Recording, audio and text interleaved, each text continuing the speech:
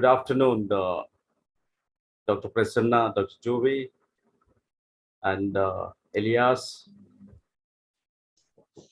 and welcome all of you to this international webinar on digital university. I think we will be starting shortly.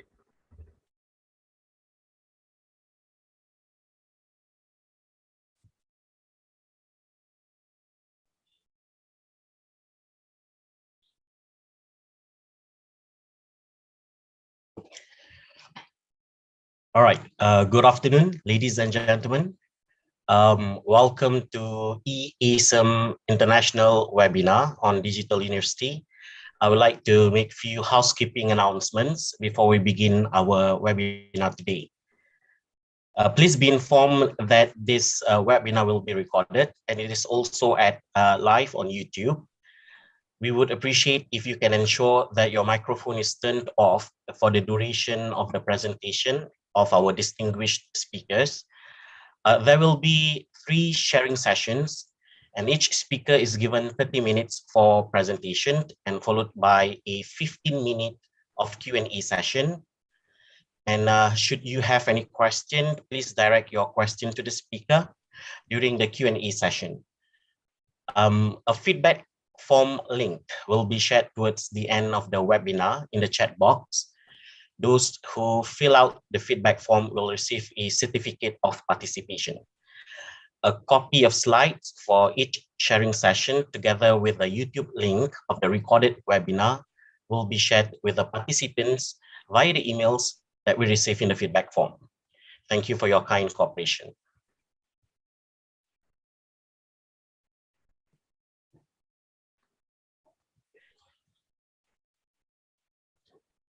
On behalf of the organizing committee, I would like to extend a very warm welcome to all of you for attending eASEM International Webinar on Digital University. Now, without further ado, let's watch the welcoming remark by Professor Seamus Otuama, the chair of eASEM Lifelong Learning Hub. Hello. Welcome to Digital University webinar, which is organized under the auspices of eASEM, part of the ASEM Lifelong Learning Hub. It is being led by the coordinator of this research network, Professor Karanam Pushpandaham from the University of Baroda in India. Professor Pushpandaham has been a really inspiring, dynamic and active leader of this network since he has taken on this role. I'm really pleased today to speak to you at the beginning of this really important and well-organized webinar, Digital University. A very impressive list of speakers have been lined up. Unfortunately, today I am unable to be with you, as today is part of the national holidays in Ireland, and I'm afraid I have other commitments today in connection with that. I'm also, may I apologize for some noise in the background. Some work has been done in the house near me, so there's some hammering, so please excuse me on that account. So I was looking at this very impressive program, in which we have a really impressive range of international speakers. And this is a really important topic because we are now in a place where we're beginning to transition back from COVID, but hopefully we're transitioning forward in relation to the digital presence of universities. And we need to think carefully in the next while about how this may become a reality for us across the globe. We've learned a lot during the COVID restrictions in terms of online delivery, online challenges, online opportunities. And today, I hope this conversation will, again, help us to conceive and understand these ideas a bit better. I believe the event will be recorded, so there will be an opportunity for myself and others who can't attend today to go back and to acquaint themselves with the material that you are bringing forward today. I would like to thank the contributors, Guillaume Fink, from the Vice President of the Collège de Paris International, Dr. Mika Pavelin from Tampere University in Finland, Professor Juvi Lisette from the University of the Philippines, Open University. We have Dr. Prasanna Brahmakarisan, I'm sorry for my mispronunciations here, from the University of Technology, Mara in Malaysia. And of course, Professor Pushpandaham himself contributing to this really important event. I wish you every success. I know it will be a success. I know that you will begin a conversation here today that will help all of us to better understand the opportunities, the challenges, and indeed the future directions in digital education and digital lifelong learning. I thank you all very much, and I thank Professor Pushpandaham again for organizing the event and for providing me with an opportunity to speak with you today. Thank you very much. Goodbye.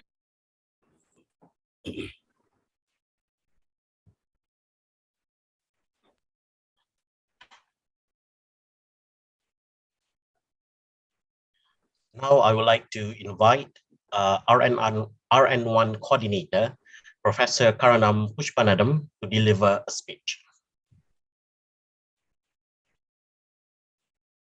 Good morning, Europe, and good afternoon, Asia. I welcome all of you for this intellectual discussion on digital university, which is an emerging area in educational landscape. Friends, we at Asia-Europe meeting for Lifelong Learning Hub, which is housed about 100 researchers of 53 countries, having 6 research networks, and actively participating university from Asia and Europe of more than 60 universities, having several publications in the area of lifelong learning. And this particular webinar presents to all of you with this Asia-Europe meeting for lifelong learning.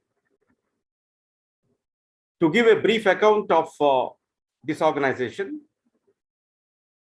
which was conceived in 2004-05 and housed at Aarhus University in Denmark, appropriately shaped, and from 2020, this institution is taken care by University of Cork in Ireland. And one of the active research networks is the Research Network 1, for which I am the coordinator, working with more than 25 distinguished professors, members of my network from 18 different countries. So we, as this network, focuses about digital learning, digital technologies, and digital transformation, especially in education and lifelong learning. So we thought we must present this international webinar on a very, very important topic. The topic of the time is digital university. Friends, UNESCO has come out with a report titled The Futures of Education. And in this report, it clearly states that education has to be seen as a global common good. And it has to be understood from the social contract perspective, which means that educational quality and educational accessibility is the prime for social transformation. So with the help of disruptive technologies, technological advancements, we could reach to the unreached, and we could create a global village, which is in Indian mythology, we call it as Vasudhaiva Kutumbakam. So friends, how these digital technologies can be better utilized for promoting quality education across the nations is our concern. If I talk about India, the new National Education Policy 2020,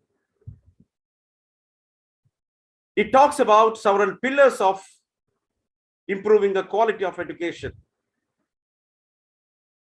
And those pillars mainly about access, equity, quality, affordability, and flexibility. So we have been striving to create such kind of education system in our country on the call of our Honorable Prime Minister, who has also called for the digital university in Indian context. So I'm sure several national governments have started thinking about making use of the technology and making quality higher education to all for improving the social transformation. So this important webinar is timely organized with help of my colleague, Dr. Prasanna Ramakrishnan. And we have invited eminent scholars who have been working in this area of digital university to share their experiences, to give the knowledge, and create a platform to deliberate and discuss and try to understand how these digital universities are possible with equitable, inclusive educational landscape. With this, I welcome all of you on behalf of eASEM Lifelong Learning Hub, and also on behalf of Research Network 1 eASEM for this international webinar. Thank you so much.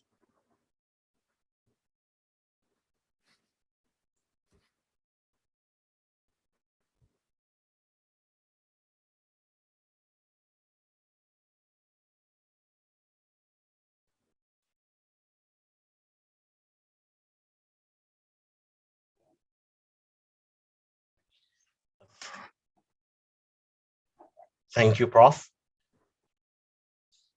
Now we will proceed with the first sharing session. Allow me to introduce our first speaker. Juvi Lizette Gervasio is an assistant professor and program chair of the Master of Public Management program of the University of the Philippines Open University. She also served as coordinator, facilitator, instructional designer, and quality assurance specialist in several e-learning programs, including massive open online courses, MOOCs. She has managed the e-learning design and implementation in Asia and eSkills Asia, where she trained e-learning experts from Africa, Asia, Latin America, and the Caucasus region from 2005 to 2013. She also served as the member of the awarding body, Open ECB Check, Quality Assurance for E-Learning for Capacity Building under the European Foundation for Quality in E-Learning from December 2012 to 2016. She is also a member of the research network of the Asia-Europe Meeting, eASEM, which focuses on the use of e-learning for lifelong learning, and currently an external collaborator for the International Labour Organization project on South-South Dialogue of Labour Unions. Ladies and gentlemen, please welcome Assistant Professor Juvi Lizette Gervasio for her sharing session entitled Gearing Up for University of the Future, the UPOU as a digital university? Thank you very much, Professor Mohandas. And good morning, Europe. Good noon to those to our friends in India, and of course, good afternoon to the rest of Asia. So thank you for inviting me to present the case of the University of the Philippines Open University. So I'll share my screen now.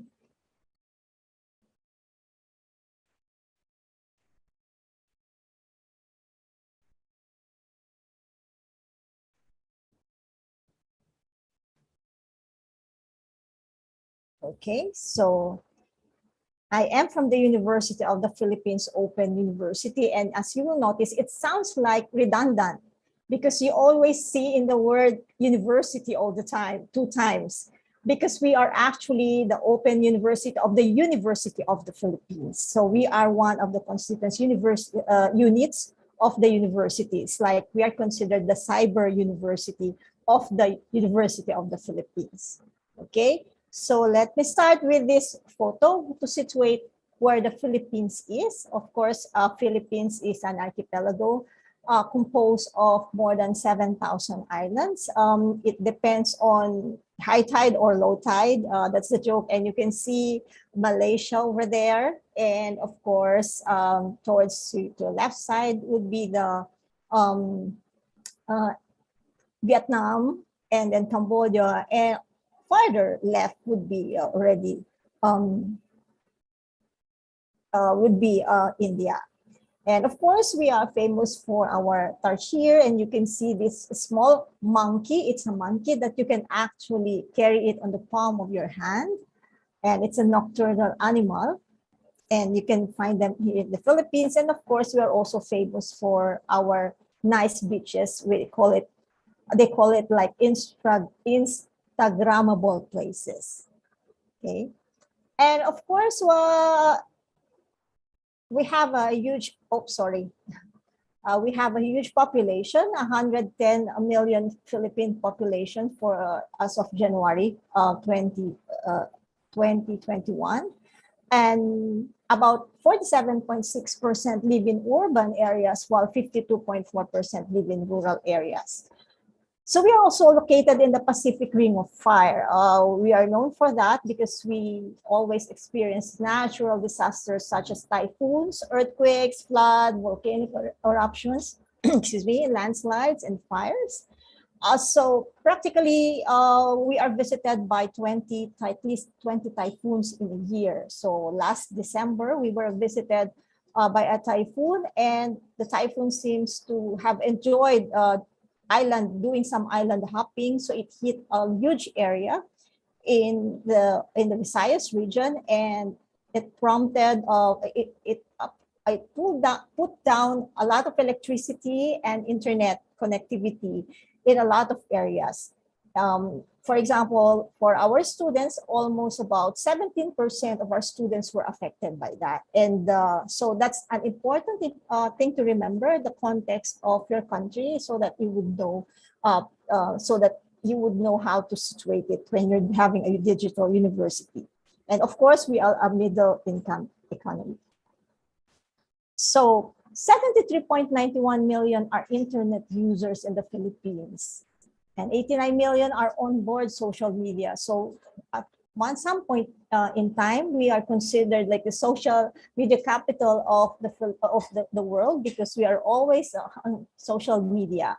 So in 2021, the Philippines is top in internet and social media usage worldwide, simply because a lot of Filipinos, about 10 million Filipinos, also live overseas. So it is important for them to connect, and only through the internet and social media they are able to connect with each other. And as of January 2021, Filipinos spend 10 hours and 56 minutes using the internet, while 4 hours and 15 minutes are consumed on social media. So gives you an idea how much we spend on the internet. And 1.41 million homes have smart devices, and it's in terms of web traffic. You can see it here. In terms of content, online video content is the most consumed activity. And of course, areas of concern is they express their concern regarding online privacy. And, who's not concerned about online privacy and well-being and personal data and ad blocking tools. Okay, so the most used platforms is YouTube and followed closely by Facebook and the Facebook Messenger. Okay, so now let me focus with the University of the Philippines Open University, and we just celebrated our 27th year of existence last month. And with the theme University of the Future, Reimaginations, Reconfigurations, and Realizations. So UPOU as an OLL institution, it means open and distance e-learning. And it was established in 1995, or in the last century, not in the 21st century, 1995. And it was envisioned as a leader in teaching and learning in the digital age, helping to equip Filipinos with the knowledge and skills they need for life and work in the 21st century. And we started going online in 2001. Okay. And in addition, in 2014, the Republic Act 10650, or the Open and Distance Learning Act, was enacted. And if you will notice, there is still no E on the side. It's still learning, ODL. So UPOU is tasked to support the Commission on Higher Education in the Philippines, and of course, the Technical Education Skills Development Authority, or TESDA. This mandate places UPOU in the forefront of promoting online and distance learning in the country. So this is the role based on the law. This is our mandate to expand and further democratize access to quality tertiary education, promote and apply open learning as a philosophy of access to educational services, and the use of distance education as an appropriate, efficient, and effective system of delivering quality higher and technical education services in the country. That's why during the pandemic, we also already have this law that supported distance education. So what is open and distance e-learning? It refers to the forms of education. Let me put this one. Refers to forms of education provision that use contemporary technologies to enable varied combinations of synchronous and asynchronous communication among learners and educators who are physically separated from one another for part or all of the education experience. So unlike the idea of a remote teaching and learning wherein you are still delivering the lecture at the same time, OLL delivers online teaching and learning in synchronous as well as asynchronous mode. And this is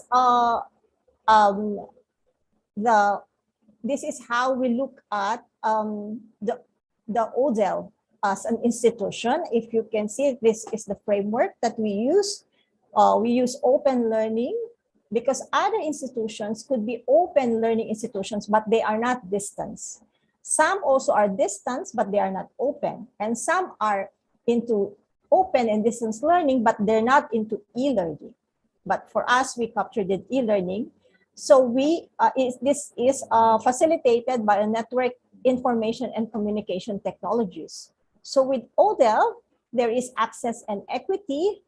We envision resource sharing.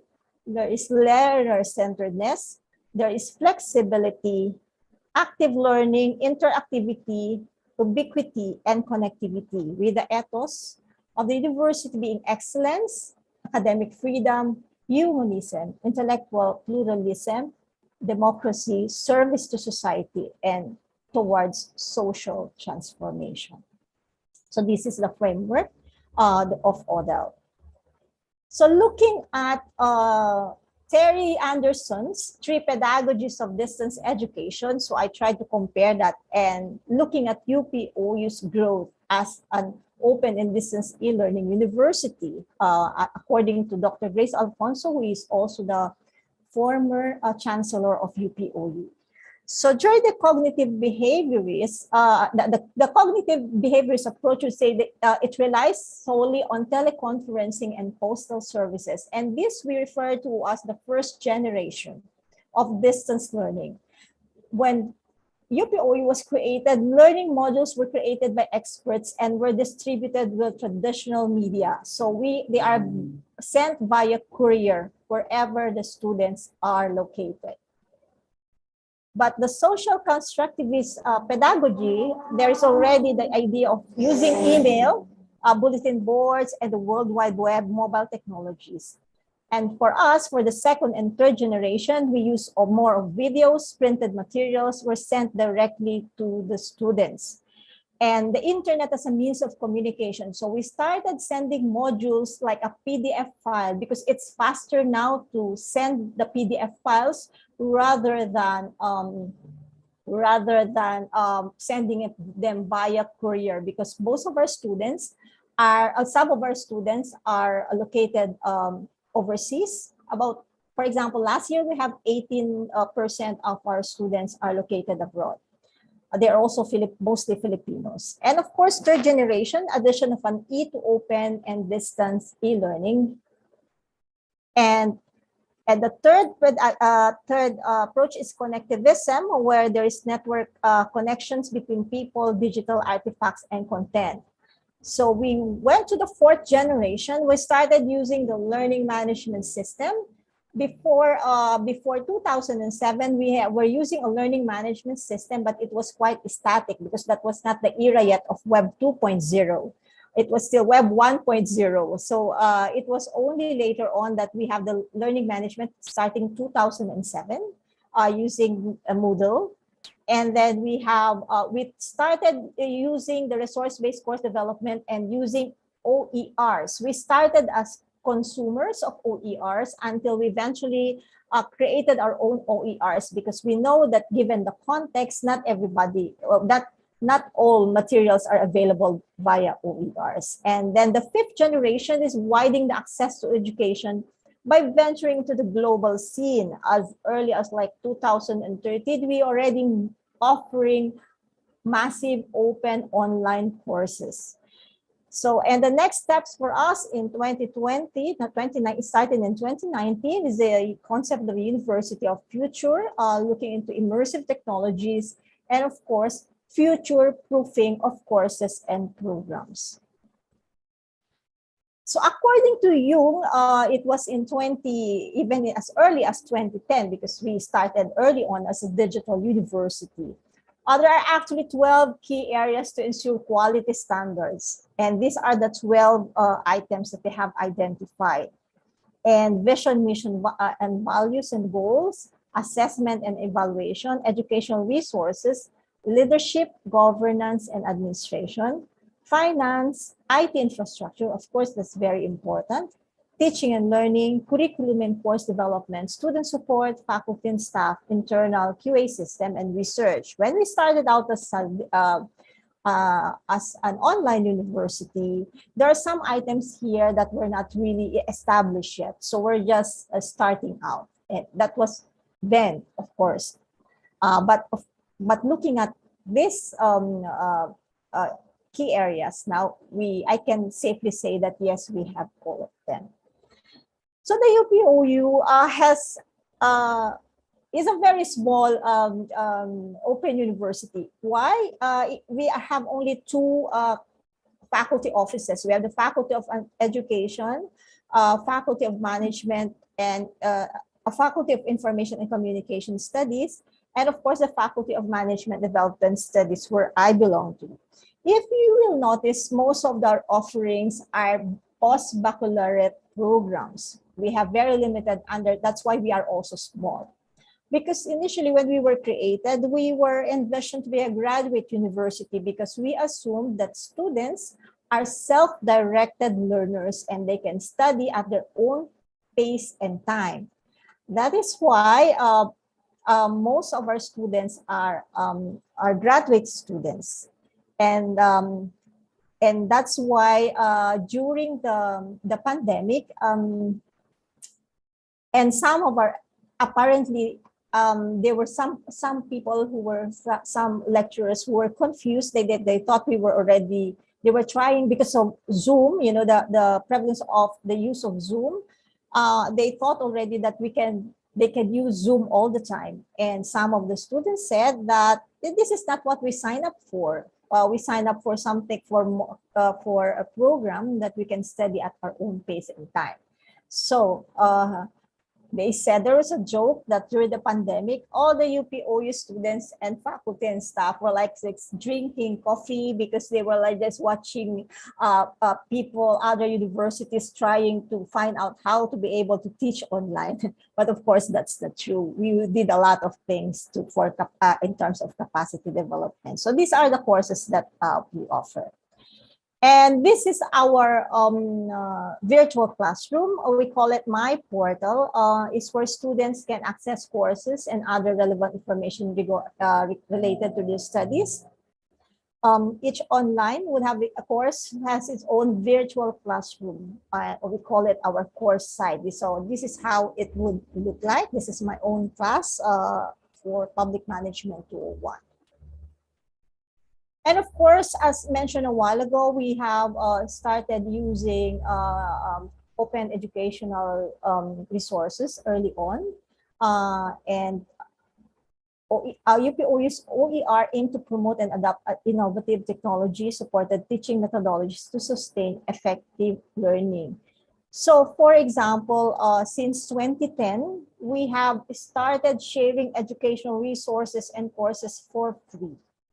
So we have our own repository because we know that not all materials are available through OER. So from consumer to producers of OERs. And this is the UP Networks. It's an online repository of all multimedia resources produced by UPOU. So in 2020, this is a pandemic year. There were course materials made available as OERs is 1,068.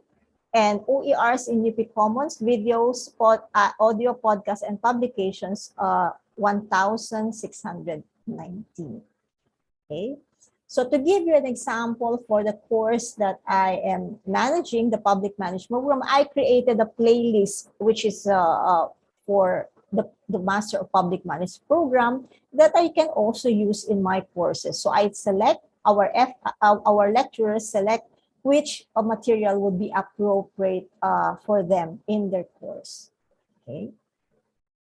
And of course, we started offering massive open online courses.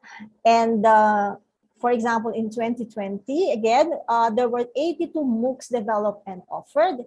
And there are like 8,231 completers and 11 continuing education programs for the same year. So this is how our MOOCs look like. We call it model MOOCs for online and distance e-learning.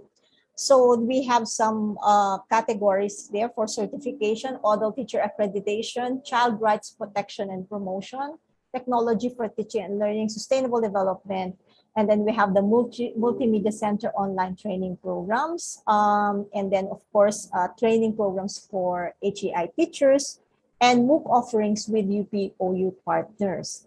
So on the right side, you can see also some of the courses that I handled also. And soon, I will also handle the quality assurance in open and distance e-learning starting 11 April to May 13, 2022. So this is a MOOC that I will be managing myself.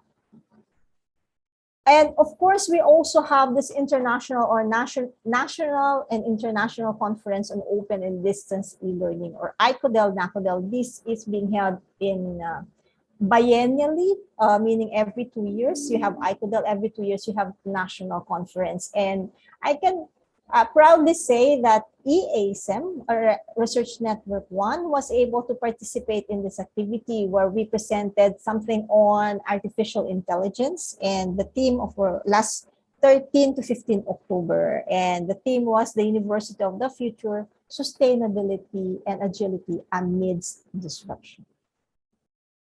Of course, we also have the online university, and you know, we already have an existing online library before, but during the pandemic, I noticed that this was already enhanced further, and a lot of resources are now available compared before the pandemic. So somehow, what we have been trying to advocate for a long time at the UP Open University was done by the COVID-19 in such a short time.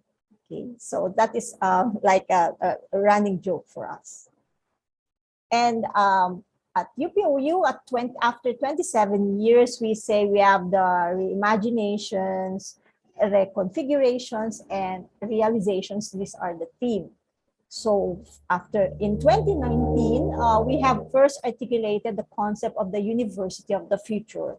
And the University of the Future is you do not start later, but you start now. And we are talking now about future proofing of degrees because, for example, in the Master of Public Management program, if they finish the course, there is a high level, high percentage of mobility for the students, and they also get promoted. So if you have future-proof degrees, 10 years from now, they will still be able to use their degrees with skills that they can use. That's why, for example, we are redesigning, in my case, I'm redesigning assignments so that we can include future skills in those assignments. Okay. And then, of course, we envision future-ready leaders. If they have the skills, we will have leaders who are ready for the future. That's why we also call for curriculum amendments and adjustments because of this concept. And we are now trying to establish the Center for Immersive Open Pedagogies for the university. And we are also developing micro courses. Although we still recognize that a lot, there's nothing beats the degrees, but there should be an effort to develop micro courses to cater, to make education more inclusive to those who cannot go to school. Okay, so this one, reimaginations in terms of curriculum content and assessment, and reconfigurations in terms of course delivery and design, and realizations. Quality assurance is very important. We have now, the country has now a policy that it's moving towards flexible learning, meaning if you have the technology, you can use it. But how can we ensure that institutions offering online education have this quality? They can have quality courses and programs. So this is something that we have also to face. And of course, technological challenges, as mentioned to you earlier in your context. In our context, we also have like realization that maybe we have gone too far, like this, maybe we can also start using again the analog and digital technology. Maybe it's a realization for us that during the pandemic, that not all people have access to the internet. And, you know, a country wherein we are vulnerable to climate change and typhoons. So we also have to consider that. And that's why it was important for me to mention that probably other universities will meet their students once a month, maybe. That's how we started. As an online university, we were meeting our students once a month. So with technology, we were completely online, and we don't meet them anymore except for graduation. And of course, capacity development of our teachers, staff, So we have to develop their capacities so that we can move forward. And of course, the organization has to be agile. So being a national university, a state university, we also have to follow rules that's imposed for all government agencies. So we have a procurement process that would take, it would be very, very tedious because we have to be accountable for every centavo cent spent on us. So the university should be agile enough to be able to adapt into any disruption that happens. Okay, and thank you very much. I hope it was not that long, and I can entertain your questions. If you have some questions, you can have some questions. You can also email me or visit our website. Thank you. Thank you, Prof. Now we open the floor for any participants for the Q&A session.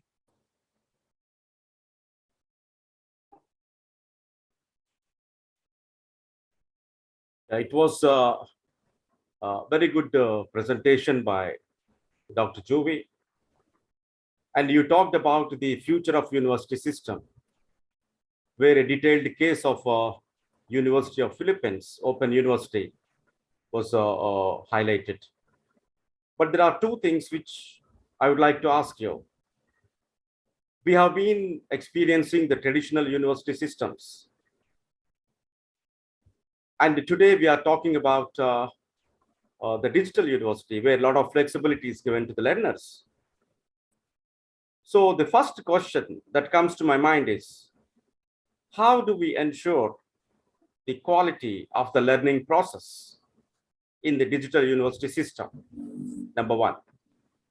And number two is how this micro-credentials, digital certification, and its larger acceptance and equivalence across the country and even between the countries. Do you have an experience of this micro-credentials or acceptance of the certification from digital universities for students' progression? I would like you to highlight these two things. Thank you so much. Okay. Thank you, Dr. Push. So how do we ensure the quality of the process? Yes, we have, for example, we conduct training for our lecturers, our faculty members, to make sure that they are adept with the latest technology and how to deliver online. So before the semester starts, there is a call for a training for all new faculty members, new lecturers, so they have to undergo that.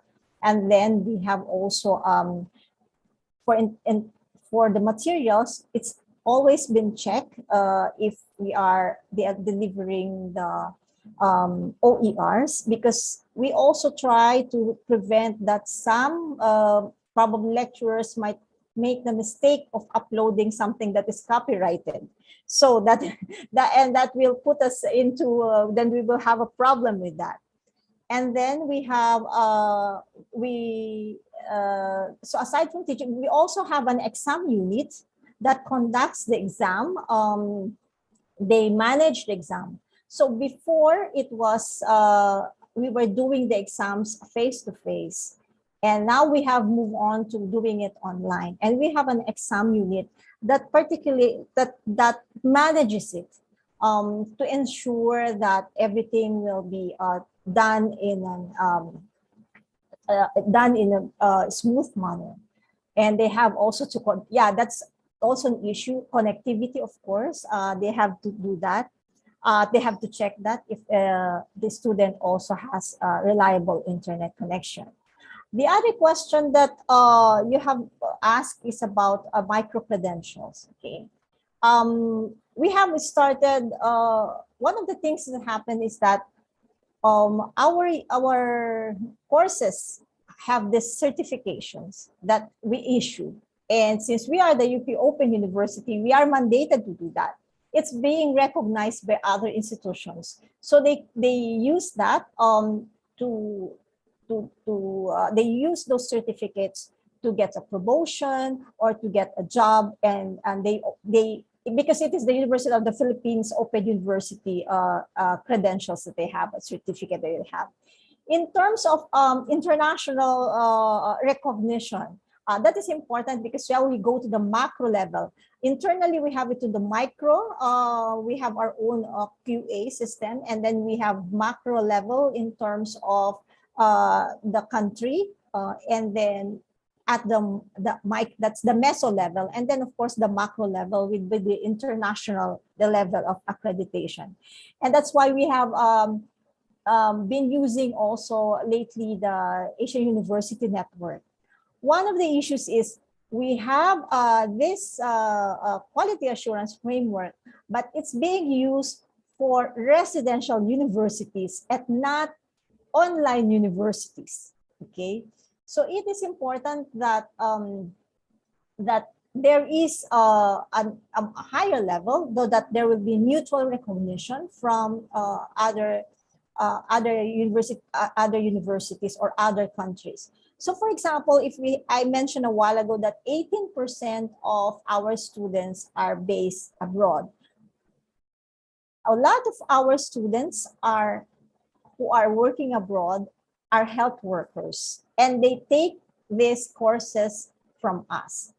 So we get them as the hospitals where they're working, they work as preceptors. So sometimes I also think about, why don't they're working there anyway. Why don't they just study where they are now? Why do they have still to come to the university? Why do they have to take their courses from the Philippines? So, and then we also encountered some problem with that because some countries may not be able to recognize it completely. So we have to justify that they will recognize these degrees.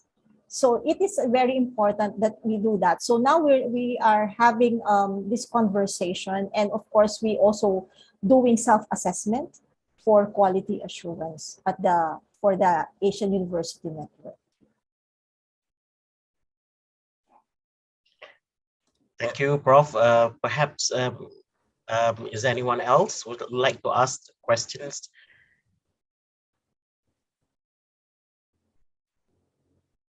Yes. Yeah, and one thing more, for example, one of the issues also is, as an open university, we have MOOCs. But right now, we are still working it out that the MOOCs will become credit units. They are standalone right now, but we cannot immediately say that you have credits for us. So what we do, for example, is we go around that by having the class and let them join the MOOCs within the semester, and then come back for the discussion. So it's part of the courses that they're taking, because it depends on how long the MOOCs would be, because it has to be transformed to how many units as well. And so we need those guidelines if we are going to convert them into how many credit units.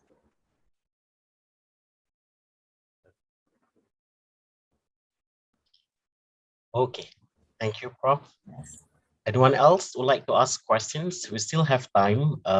Perhaps we're going to spare about 5 minutes for a group photo before we move on to the next session. But at the moment, we still have about 5 to 10 minutes if there's questions from the members of the floor.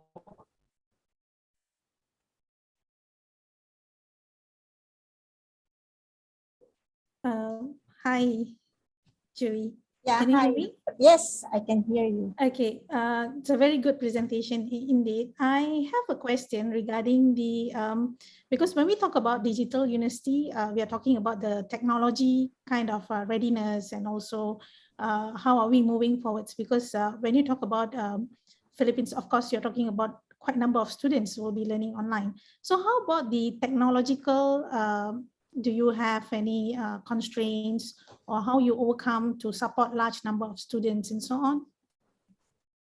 Yes, so we have an entire office that's doing that manages our system. As you see, we have we have one site for our students, regular students, and we have another site for our MOOCs, So we have maintained different sites regarding that. So we can, in terms of technology, it can manage it, several students or, thousands of students. The only problem is the faculty, so you have to hire how many faculty members, because the technology has little issues about it. And although because it can entertain, it can host a lot of students, you can have 500 actually in one class. But for you as a faculty to be able to handle that 500, so it has to be, you will have to have a strategy for it. You also have to look at the carrying capacity of your institution. So in terms of technology, it's not much of a question, but because it is there, we can do everything. So sometimes the problem is really this human resource, and we use technology to help us facilitate most of the things that we want to do at the university. That is so we don't have a problem with that. So if we need some, for example, software that we can just, during the time before the pandemic, if we need some software, we were already using Zoom even before that. So if we need technology, it was like quite hard to get into, to subscribe to any technology. But during the pandemic, the whole university system was very supportive and giving us all the softwares that we want. So that is one thing that we really appreciate during the pandemic. We were like getting the Zoom, the software that we need, and they're just giving it for the faculty members. Okay, and then we suddenly realized they're also giving us budget for internet connectivity at home. They have increased it, and say, okay, now you see there are some changes also on how the university system would look at it. So there are, and then of course you need the laptop, because this is your classroom. This is your classroom, so we need laptops. So you can request after maybe 2 to 3 years for a new laptop, and it will be given to you. So it was much easier now due to technology. So there are, but I have also to consider that we are online, okay? So there's no problem with that. But what if the students, for example, there was a typhoon like last year. So what can you do? The students cannot access them because they don't have electricity for how many days? They didn't have connectivity for how many days? So we were thinking, how do you make resources available to them? So perhaps maybe there will be an offline mode. Okay, that is what we realize as well, that, as much as you don't, there are realities on the ground that could happen. So if that happens, you have to be agile, quick in decision making, extend the final exam. So for a week or two, something like that. So there's a policy that comes with it, because of course for the affected students, and of course faculty have the academic freedom to postpone or entertain late submissions, something like that. So technology is not really, very, very critical thing. It really helps you do the work. So especially during the pandemic, they have converted most of our processes like online, really, that you don't need to, except for the wet signatures are only given for those that will be audited by the ministry, by the audit office.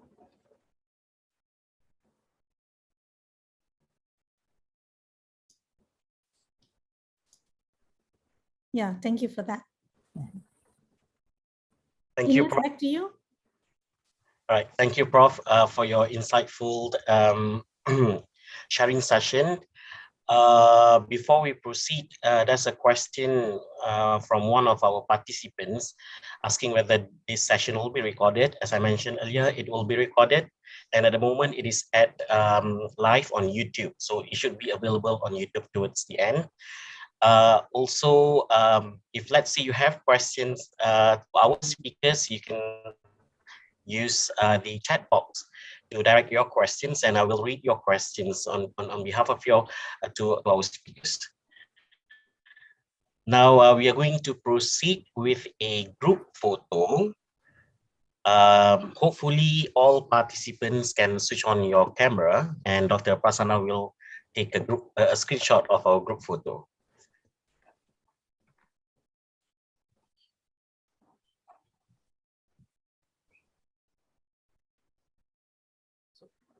I request all of you to switch on the video. We can have a group photograph now.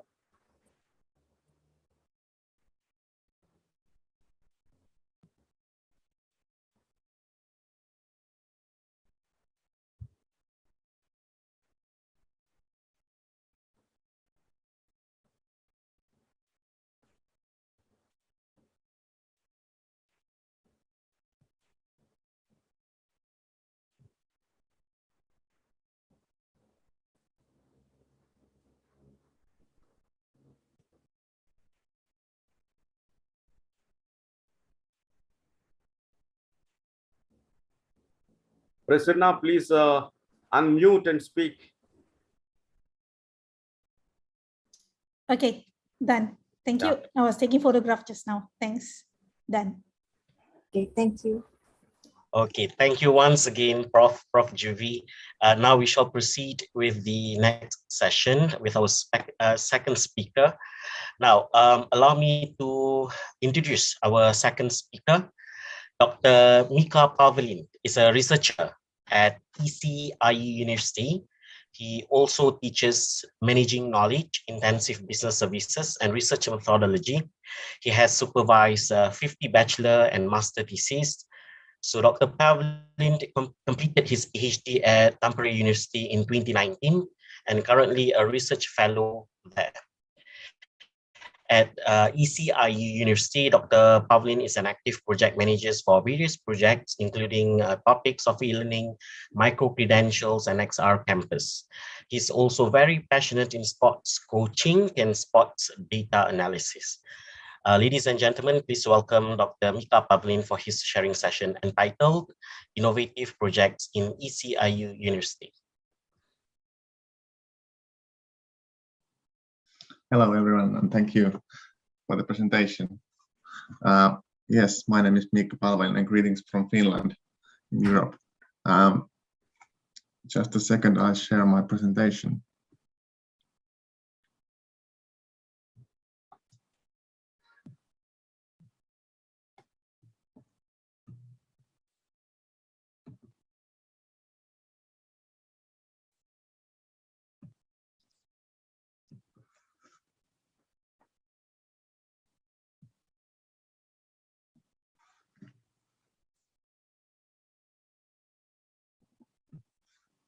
Okay, can you see it now?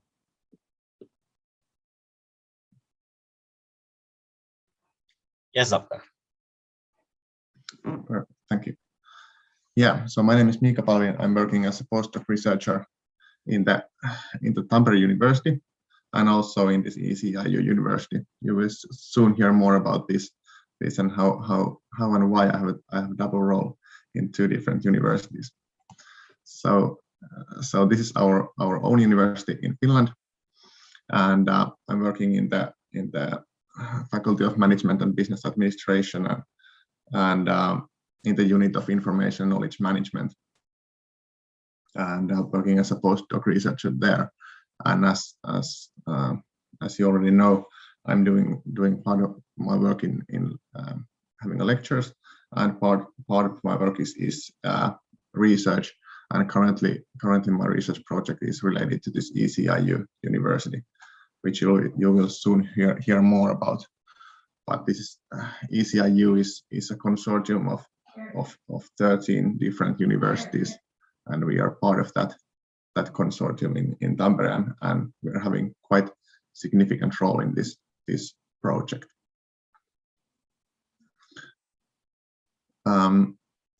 The ECIU has started that consortium has started in 1997, and 2020 we started this 3-year project, which will end this year, and that's the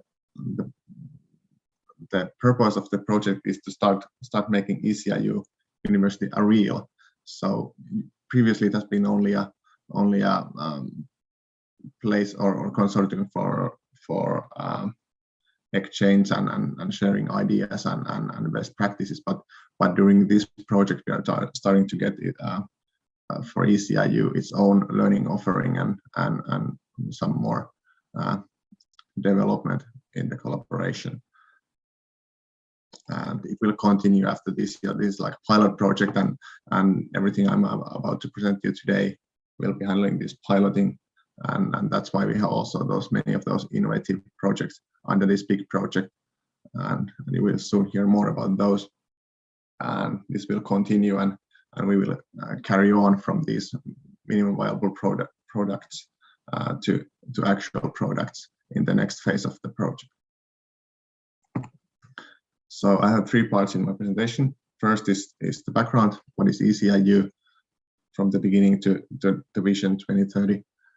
Then the second part is the first of those innovative projects. It's about the learning offerings and especially about the digital credentials. And the third part will be about our XR campus, which we have also developed during this project. And that will be also pilot and MVP. So it won't be like fully ready, but you will get the idea what is already possible in there.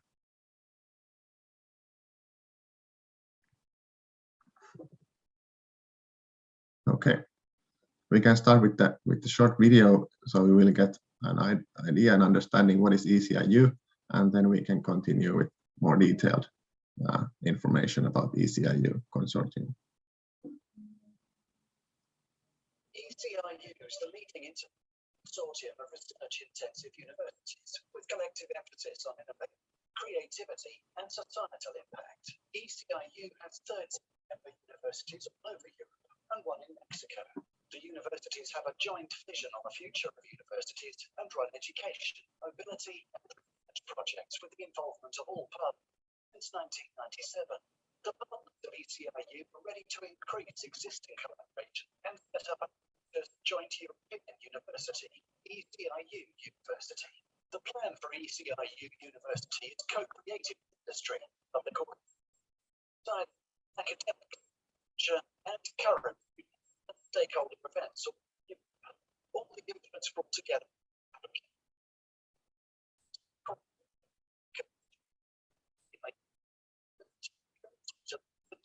This application, and also industry partners and the regional authorities of the member universities support the eCIU University.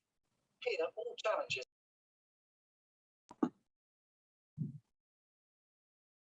are listed according to the UN Sustainable Development Goals. Challenges can be joined and submitted by anyone. Sandeep created one of the challenges related to government, which focuses on making cities, communities, safe. People from industry, society, and university can see and work remotely on the challenge.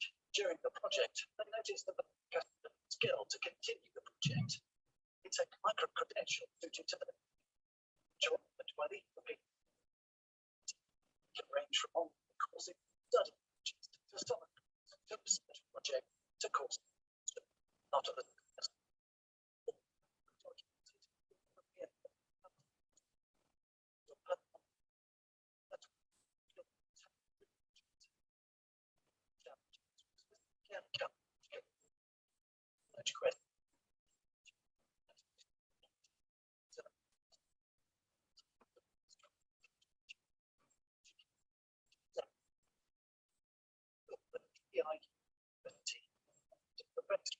to work together on challenges of the world.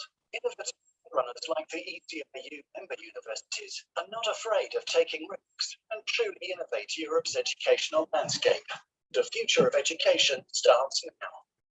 eCIU University, challenging conventional thinking.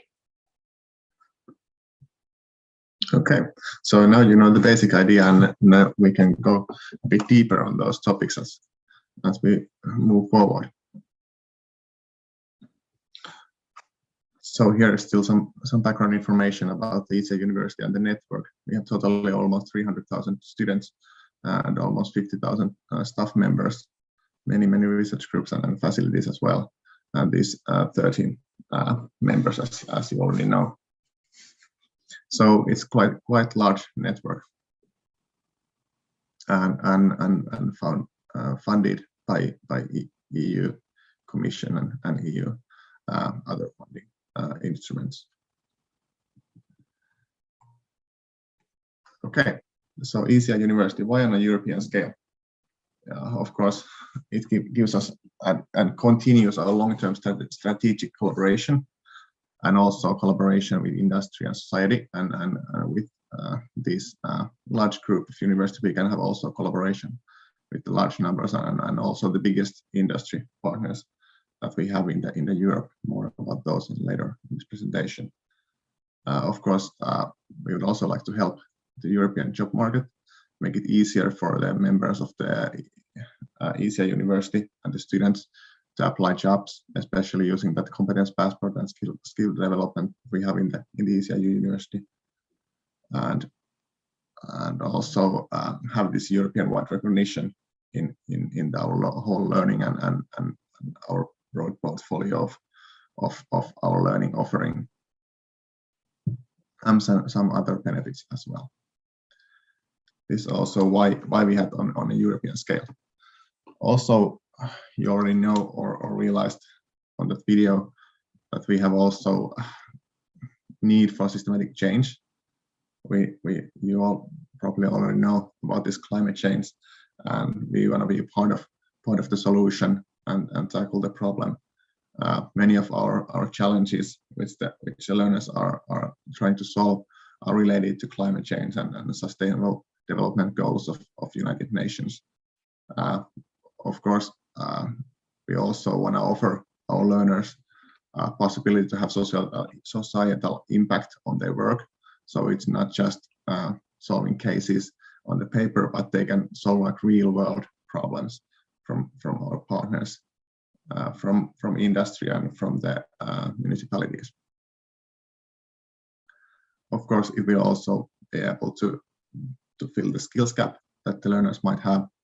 We are trying to offer as good modules to all the learners to be able to take those, and we are also offering a lot of content for the lifelong learners or the continuous learners. So it can be also all the ECAU offering can be taken also by the learners that are not part of our university members already. And of course, increase the mobility and international communication between our learners and the other stakeholders. And here you can see some of the business stakeholders that we have, industry partners, all of these members here. For example, Airbus, very large aircraft company, and also the others. They have already offered challenges for our students to solve in the ECIU challenges and challenge-based learning approach. So these have like real impact already to societal effects and also for the climate change and sustainable development. And here is also the list of the public stakeholders that we have already had. And of course, both of these lists will update, and we are hoping to get more and more partners for our eASEM University. And we have had really strong support from the European Commission. For example, Commissioner Maria Gabriel was opening our XR campus, and they have given like very good feedback for us and are very happy what we have already achieved and have encouraged us to move forward and continue what we have already done, trying to find those innovative and creative solutions for these future challenges.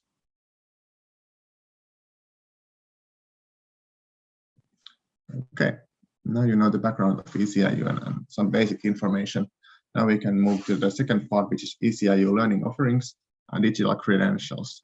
I'm first about to tell you more about these learning offerings and challenges that we have in challenge-based learning, and also these modules and micro modules that we have for our learners. And then we will move forward to digital credentials, and you will get better idea and understanding what are those.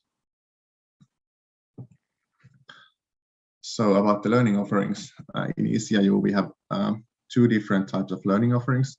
One is this ECIU challenges, which is based on challenge-based learning, and the other one is micro modules, which I'm about to tell on the next slide.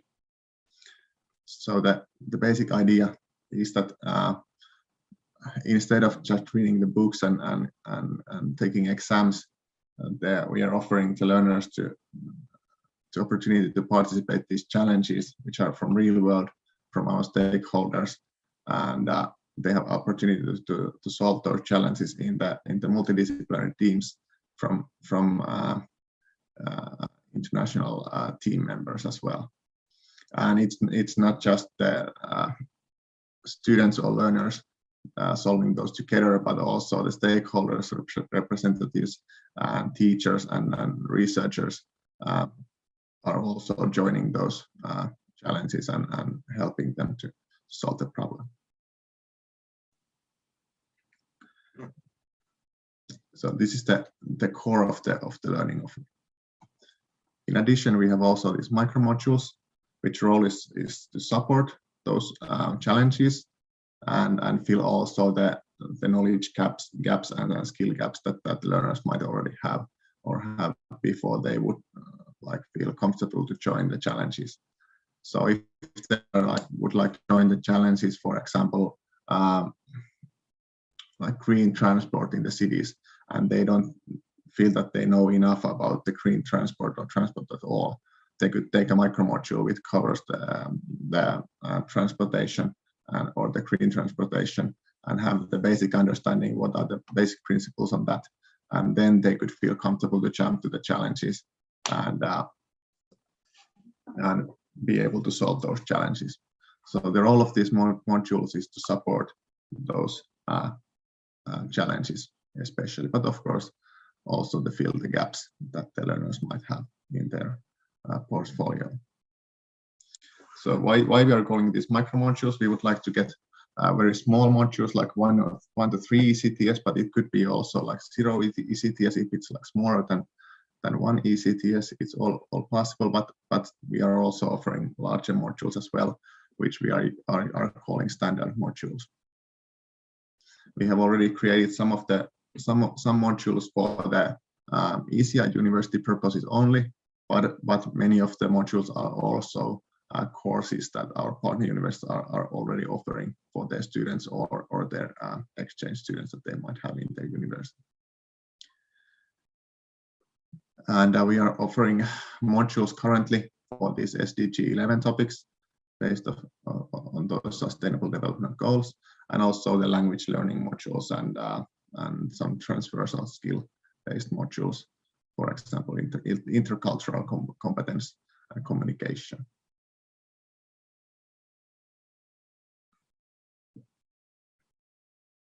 Okay, so what are the digital credentials? It is something that the learners will get when they pass the modules or the challenges. They might also get ECTS, but that's mainly for their normal studies, but these ECIU studies, challenges and modules could be also like extracurricular activities, and that's why they are getting also these digital credentials.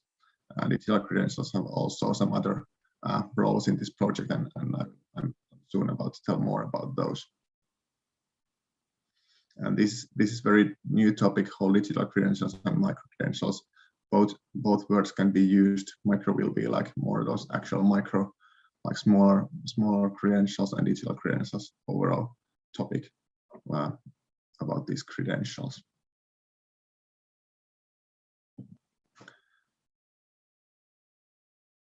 So, what is ECIU approach on European digital credentials for learning, which is called EDCL? our partner organization offering the platform for these credentials currently, and the data model, which many of the other stakeholders and other organizations offering digital credentials are also following. So the EDCL is the leading technology currently on the Europe at least, and they have been already working with the Australia and some Middle Eastern countries as well, at least. So on the left side of the picture, there are micromodules, ECA challenges, which could both lead to digital credentials, which will work as proof of learning. And what is special with the digital credentials is that those are owned by the learners themselves, and the learners will have their personal competence passport or digital wallet, which is the place where they are going to save those credentials. And also the credentials can be issued by the other stakeholders as well if they have some modules or challenges also on themselves, which are not hosted by ECIU, but are also recognized with ECIU. And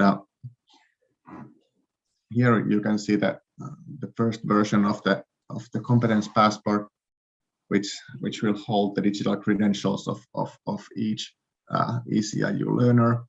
This is the place where those issued credentials will be stored, and it is possible to have nice visualization and get a good understanding what kind of modules, what kind of challenges, how many challenges they have passed, and also what kind of skills they have acquired. So what is the difference between digital credentials and ECTS is that ECTS points are only the number. It's telling probably the module name or the course name, and then you get the ECTS points and maybe the grade. But digital credentials can include also more information about the actual skills and competencies, what the learners have achieved during the module or the challenge. And this will also give the learner, of course, better understanding what they know, what kind of skills they have acquired, and what they might be missing, what kind of gaps they might have in their profile. But also it will give more information to the industry and the recruiters who might be willing to recruit our students, so the students can show better that, yeah, I know all these skills, I have acquired all these competencies during my studies. And also in the future, part of our flexible learning pathways is also to use this profile and competence passport, and with AI also to make suggestions for the learners that if you would like to achieve that kind of work profile or get that kind of job title, these would be good modules and good challenges for you to take, that you will get there where you would like to get in your future.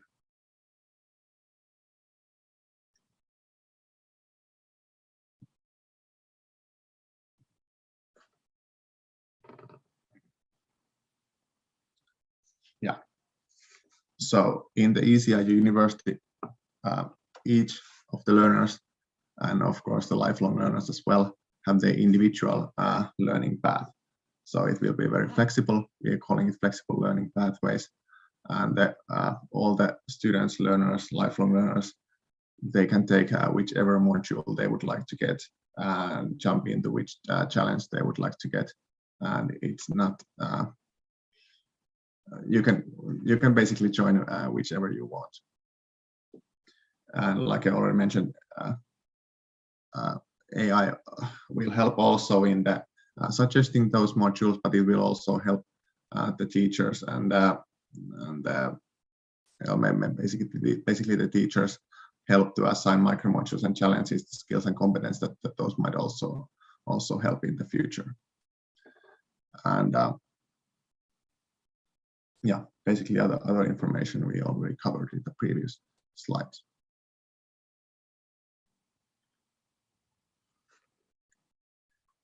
Okay.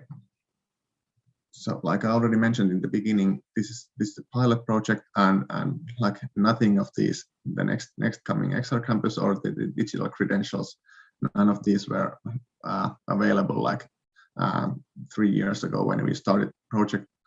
There were some ideas and original plans, of course, for those, but it will be like almost zero, almost nothing on those in the European level. And we have been doing a lot of piloting and testing and developing those with our stakeholders and trying to find the best ways how it should be done in the future.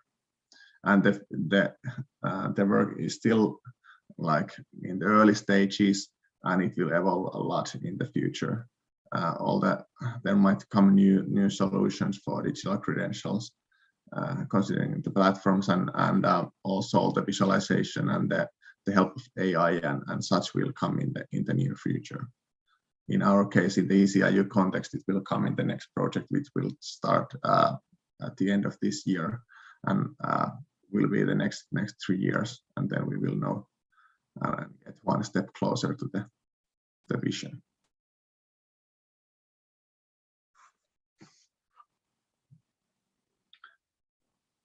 And if you want to know more about micro-credentials, we have published a couple of white papers during the years 2 and 1 of the project, so 21 and 20. And this year will be third version, more knowledge of what we have gathered regarding the micro-credentials. It will be published this spring, probably on the end of April. And we will be also organizing the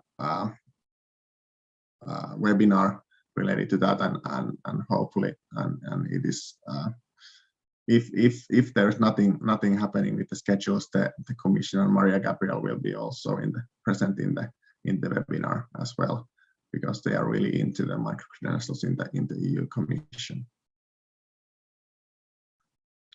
Okay, now we can move to our last topic, last part, the XR campus. I will first show you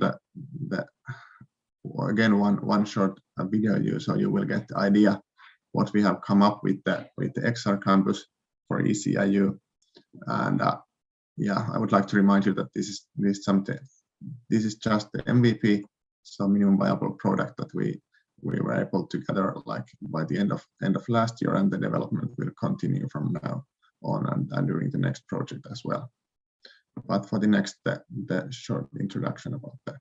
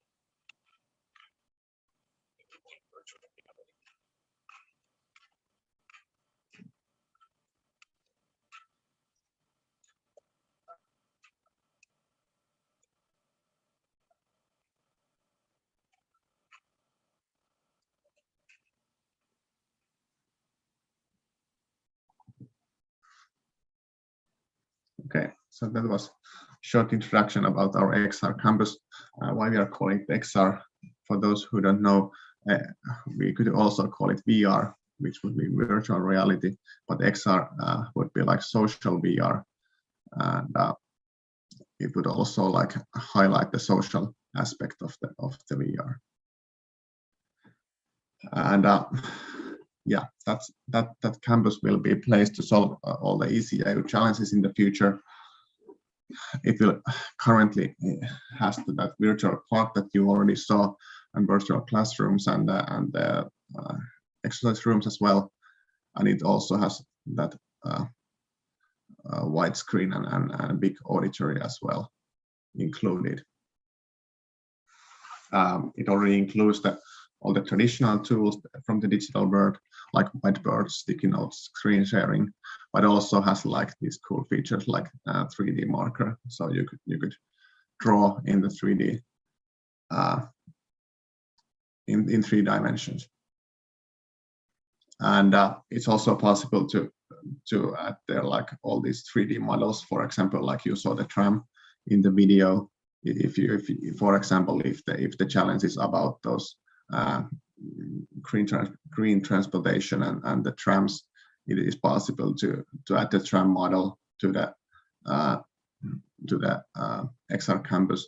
And also you saw this, for example, here in the picture above is from our 360 video theater. So it could also include 360 videos, for example, this current transportation system or whatever.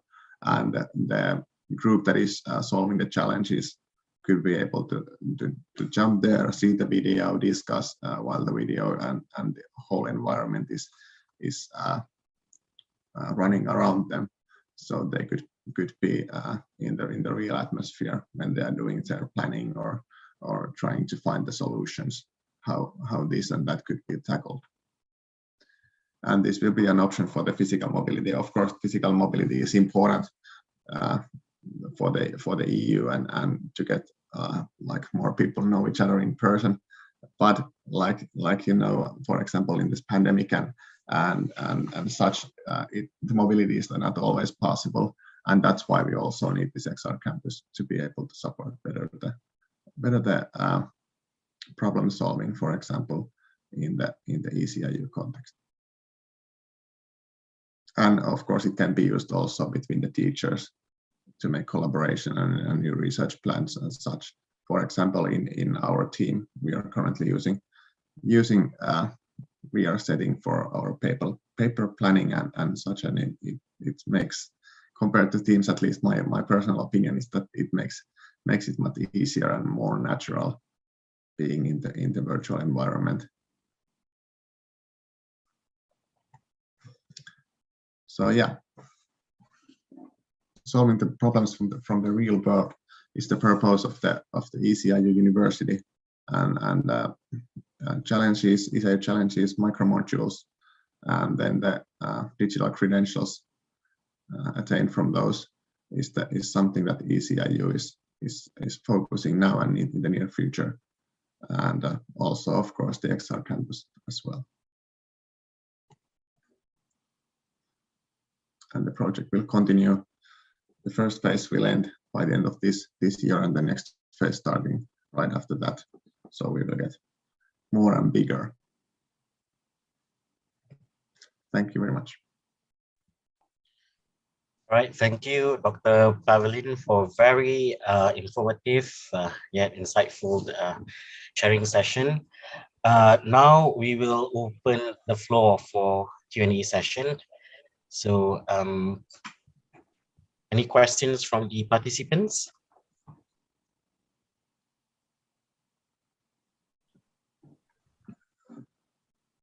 Yes, it is a very interesting presentation by Professor Mika, talking about the ECIU XR University using that virtual reality and augmented realities in the classroom.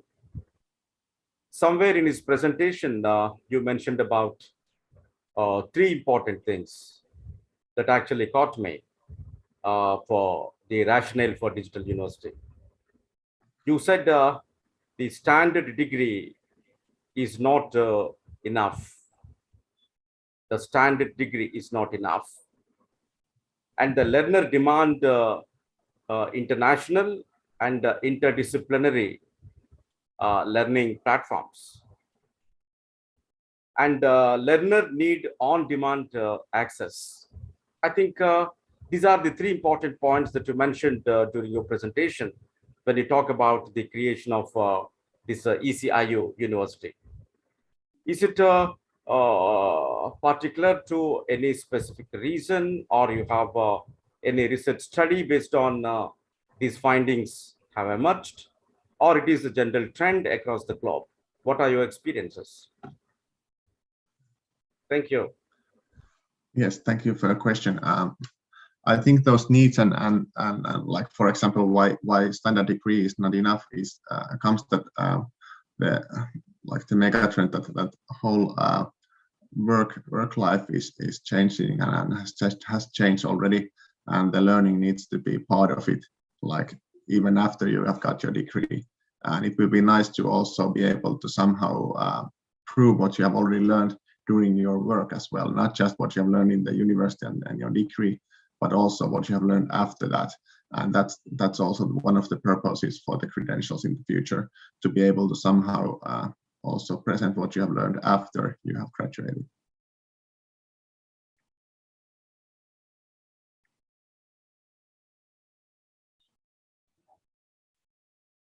All right, thank you. Is there any other questions from the members of the floor?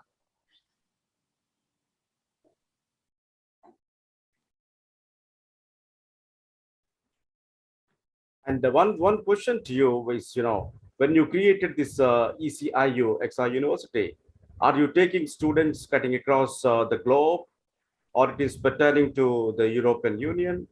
Or if any university would like to have a collaboration with such models, are you open to any collaboration with other universities in Asia and Europe? Well, I'm not sure if I'm the correct person to answer this question totally, but I don't think why not. It's because increasing the collaboration and joining there, I don't see any problems in that. But of course, we need to get it like first a bit more bigger and running better. So, but in the future, like in 2 or 3 years, why not? Yeah, thank you. All right, thank you. Hi, Dr. Mika, Prasanna here. Hello. Hi. We've been talking through email. So I'm quite impressed with the presentation that you were showing us just now on the virtual reality environment the students going in to learn. So I'm just wondering how you actually, of course, it's creating a better engagement, and motivating learning environment. So how basically you measure the learning? Because of course, the intention of having this kind of environment, at the end, you need to fulfill certain learning outcome. So is there any specific methods and so on that you all have planned to measure the learning outcome, especially when you're having the virtual reality kind of learning? Because now everyone is embarking into virtual learning, digital learning and so on. But designing is one. The second important thing is the how are we going to measure?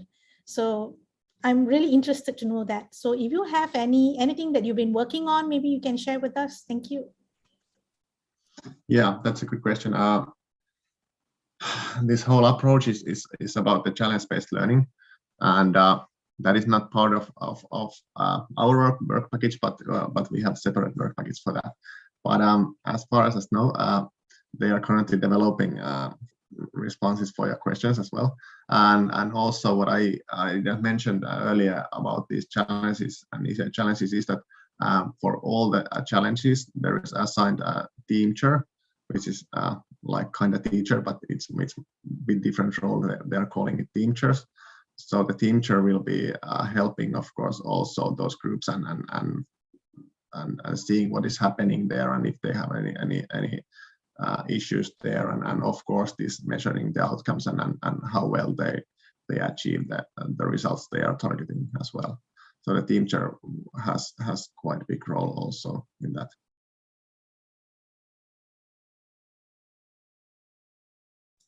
So we hope to hear some good news from your side, because we're really interested to know that. So maybe in our continuous discussion later, maybe we can see how basically you come up with the measurement, especially focusing on the virtual learning. Thanks a lot, Dr. Mika. Yeah, that's great. All right, thank you, Dr. Palvelin. Now I think we can proceed with the a group photo, and I hope that the participants can switch on your camera so that we can have a group photo. Dr. Prasanna will screenshot this session.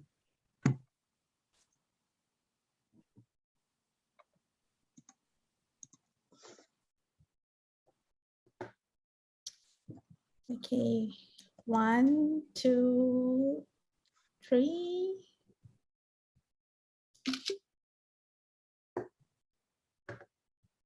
Just hang on, another one more.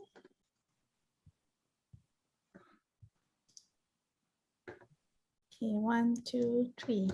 Smile, please. Okay, thank you. All right, thank you. Thank you once again, Dr. Palvin, for your sharing session. We will now proceed with our third sharing session. Allow me to introduce our third speaker. Guillaume Fink has lived both in the United States and in France. He started his career in the sporting goods industry as international sales manager for Asia and North America, and was also the director of the automotive branch of Beneteau, the world's largest sailboat manufacturer, and has been an entrepreneur for over 15 years. Mr. Fink joined College de Paris 3 years ago as vice president and supervises all international activities for the network. He holds a master's degree in corporate strategy and a DBA by bringing real-world experience into the classroom, transformative vision, and thanks to a demonstrated excellence in the development and administration of academic programs, College de Paris now scores among the highest in France for student engagement and quality of educational experience. Ladies and gentlemen, please welcome Mr. Guillaume Fink for his sharing session entitled The New Educational Angle Through Digital University, the Challenges and Opportunities. Thank you very much for this kind introduction, and thank you very much for having me as a guest speaker today. Hello, everyone. It's a real pleasure to be able to interact with you this morning. I'm going to try and share my screen so we can get started with this presentation. And obviously, I am not here to teach anyone a lesson. I am here merely to share our trials and errors in this fundamental change that we're all facing in the world of education. Collège de Paris, as was mentioned earlier, is a Paris-based group of institutions. We have 25 different schools located in France. And in addition to this, we have approximately 30 campuses on 4 different continents, which either operate under a license agreement or a franchise agreement or double degree agreements. And some of them are joint venture that we created with local partners. So here is the situation. We all faced, I think, similar issues. For most of us, online education was a mid to long-term project.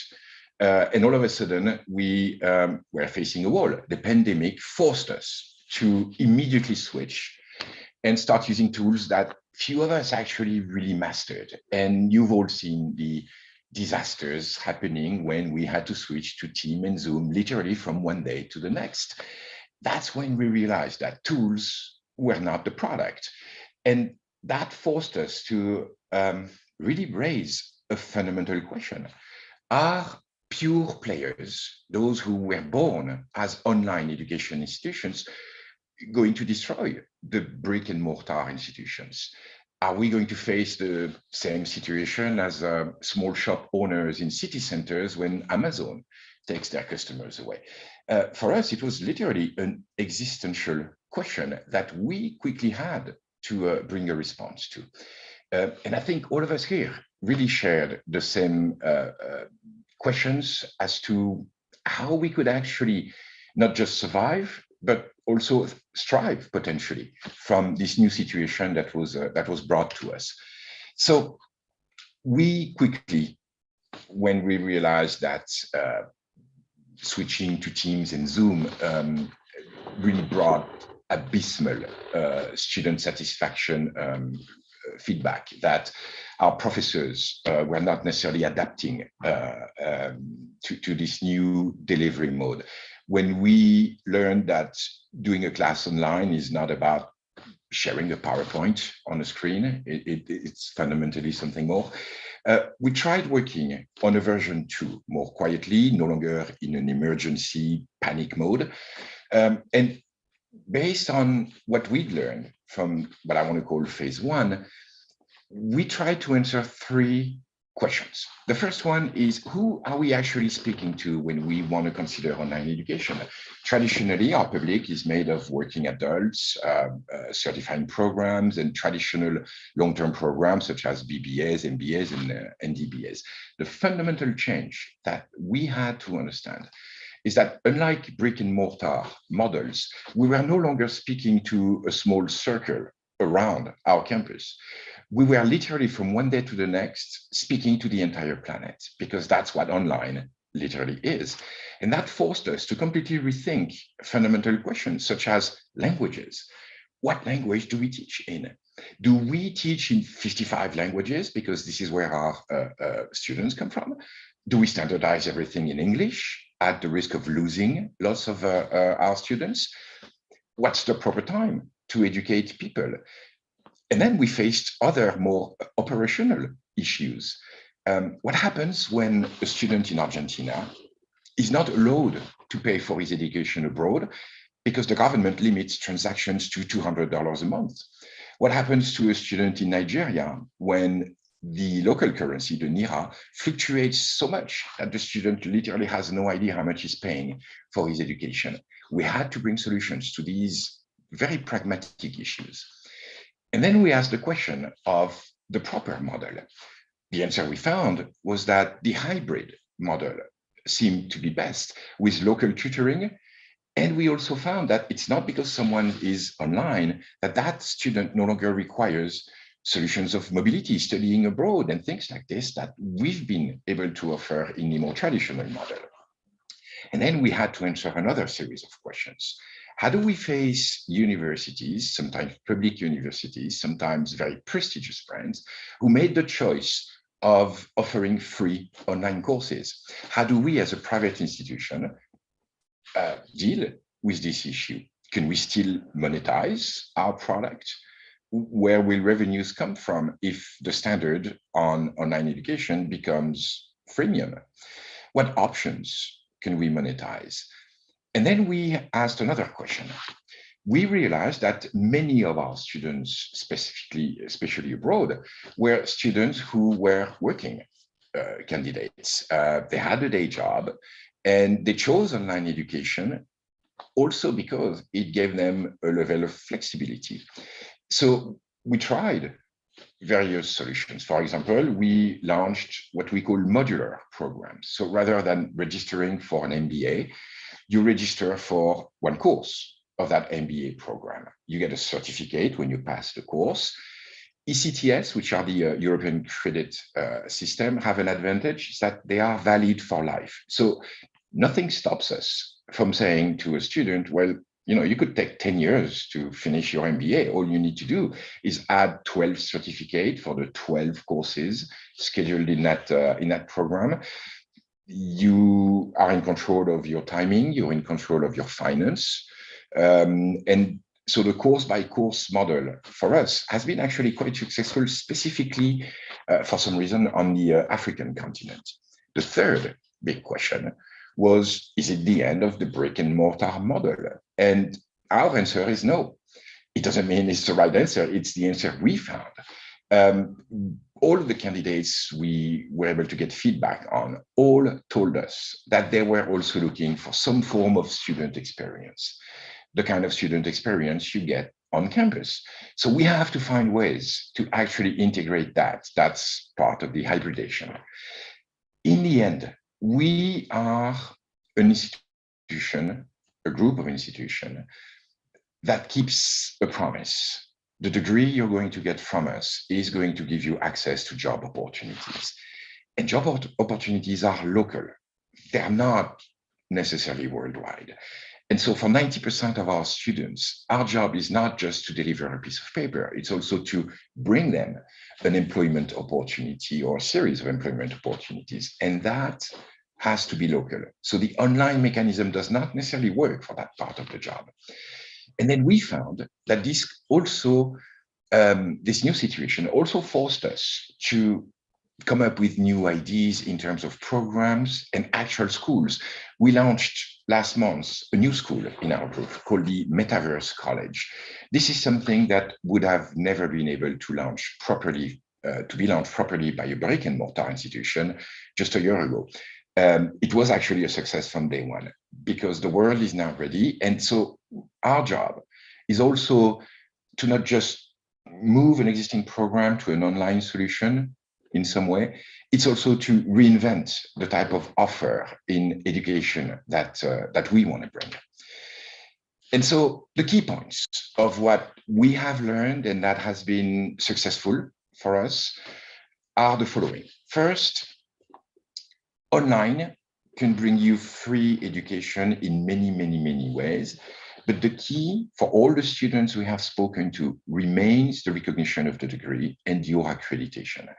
So that gives us an enormous advantage over the pure players who were born recently and do not yet necessarily hold the necessary accreditations and recognitions of their degrees. So that's one of the strengths we fundamentally capitalized on.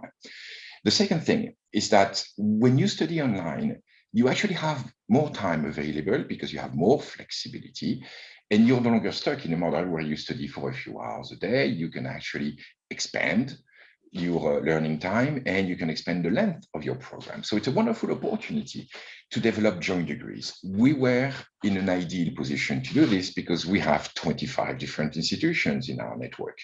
And all of a sudden, we were able to develop with a high level of flexibility, joint degrees between two very different schools.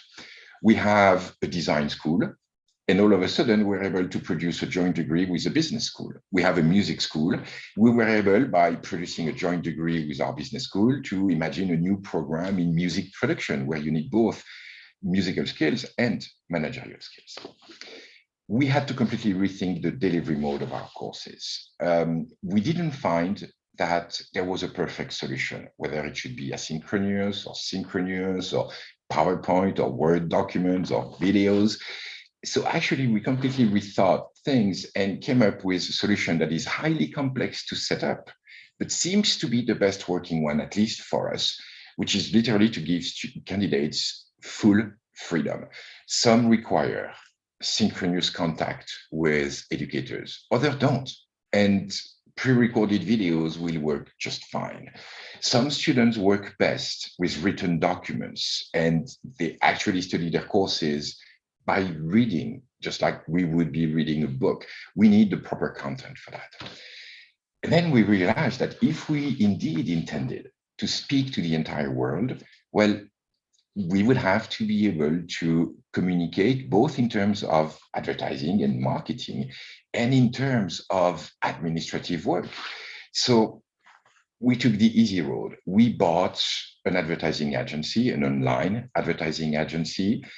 We dedicated 100% of their activities to the promotion of our programs on all continents worldwide. It's the easy solution if you have the resources, of course. We did. So it was for us the perfect solution. And we are really, I'm happy to confirm, we are now able, through this mechanism, to process an advertising campaign on a worldwide level by selecting continents and specific targets. We're also able to process the admission of a candidate in any country, regardless of the language of that candidate. And then we learned to integrate specific tools in online education, project management tools that would help students to work through the tedious, difficult exercise of writing their final thesis or capstone. And then we worked a lot on educators' education. We found that some professors who were beloved by their students in the classroom were actually terrible online. It just was not their thing.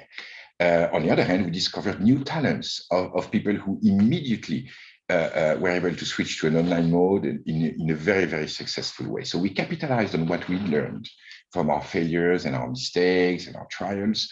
And we built an entire program to educate all of the professors who volunteered to switch to online education modes. It's actually a complete course that we have designed on our own, that we finance ourselves. And approximately 400 of our faculty in France have entered this program, which is approximately 120 hours of education for educators.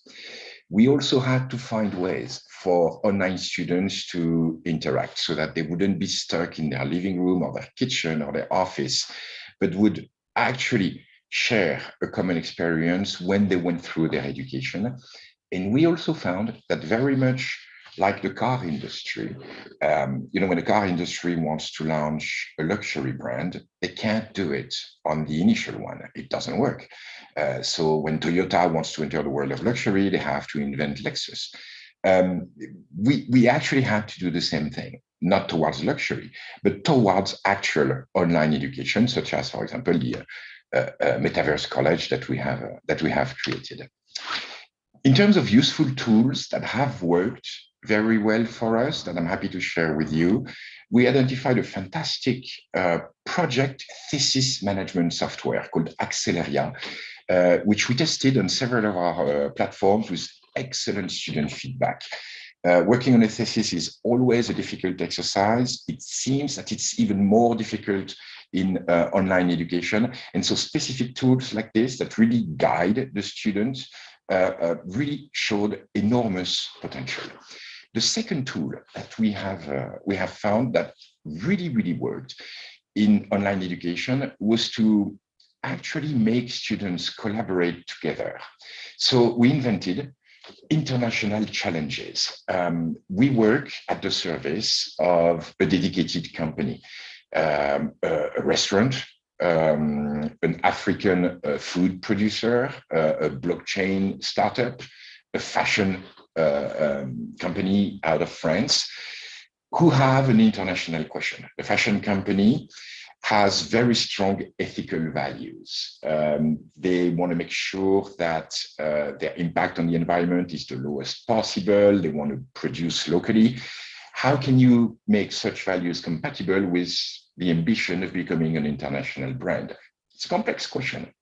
So we asked that question to all of the students worldwide who wanted to volunteer. And we got 250 who wanted to participate in this challenge. And we created international group. In one group, you would have an American, an African, an Asian, a French student. You would have students coming from different schools, one from a design school, another one from an acting school, another one from a business school. And they would try collectively using online tools from Slack to Teams and Zoom and WhatsApp and whatever they wanted to use. They had to produce a response to the company, made a presentation. They were winning groups. The winning groups won an international trips. Those who were in the Americas came to visit us in Europe for a week. The Europeans went to the US, etc., etc. It was fun. It was academically extremely valid because it's a fantastic way for students to literally learn by doing. And it was a true international experience, even without international physical mobility. So for us, it's been a very successful experiment to provide students with this group collaboration on an international level. And they were literally left on their own. So they had to come up with both the management tools they would have to develop to collaborate, but also they were facing true intercultural challenges where within a week, the French students were telling me that the Americans lacked flexibility and the Americans were telling me that the French were lazy. And so they had to face all of these intercultural challenges, and they did. Most of them did. And then the third mechanism that worked very well for us is that pre-recording videos is actually technically a difficult exercise. We, like most schools and universities, we have our own recording studios, but it's done with the means of an education institution, which means it's not that great in reality in technical and visual terms. So we made a deal with a TV studio located out of Switzerland in Geneva. And the deal is simple. We send you our professors. They're going to record a complete course over an entire day. And over those 8 hours of teaching, 2 will make a video that will actually come out of a TV studio with the big screens and the technical abilities, the integration of graphics, etc., etc. And we're doing this for free. In exchange, we let you pick segments of these recordings so that you as a TV station can actually produce segments that you can use on your own. So we co-brand between our school and the TV station video content. It gives us the advantage that it's extremely high quality. So for asynchronous delivery, it's really a fantastic format. It's 4K videos in professional studios, can be translated and subtitled in any language. It doesn't cost anything outside of the professor's time. And it actually forged this excellent relationship with the TV station, which obviously is a fantastic media for our promotion, and it gives them content, which is what they need. So literally a win-win agreement that gave us the ability to produce excellent video content. And we've learned 3 more things: that there are opportunities in this time of change. You know, crisis comes from ancient Greek, and krisis in ancient Greek means fundamental, abrupt change. From this change comes danger and opportunities. So let's focus on these opportunities. I'd like to share very, very quickly an interesting study that was conducted in Europe. It's actually conducted every 5 years. So a basic question, a simple question is asked to all students graduating from universities in Europe and business schools. And the question is, what is the most important criteria for you when you choose your first job? Well, I've been looking at this study in which we participate over time. And until the previous to last one, 5 years ago, the criteria had always been income. I'm choosing this job because the income is satisfying to me, which is a perfectly valid answer. And surprisingly, when that very same study was conducted last year, we got the results last November, income had become criteria number 11 among graduated students, 11. Far beyond social impact. I want to have a social impact on my job. This, in my opinion, is probably true outside of Europe. We are looking at candidates who choose their job no longer by placing income as an absolute priority, but because they want to feel that whatever professional life they're having provides a positive social impact. This means that we have to rethink the way we produce programs. It means that maybe we should reduce some courses, maybe mentioning Pestel and SWOT 22 times over an MBA is not necessary. And maybe instead, we should build a course in our management module that teaches people how to conduct positive social impact in a company. And so that's one of the opportunities we've identified. Let's try and be in line with those new motivations that candidates are clearly describing. I mentioned earlier the idea of cross degrees. We've been doing it within our own network.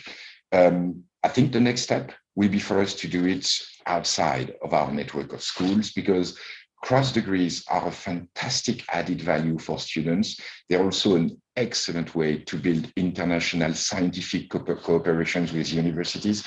So it's clearly something we want to push in the very near future.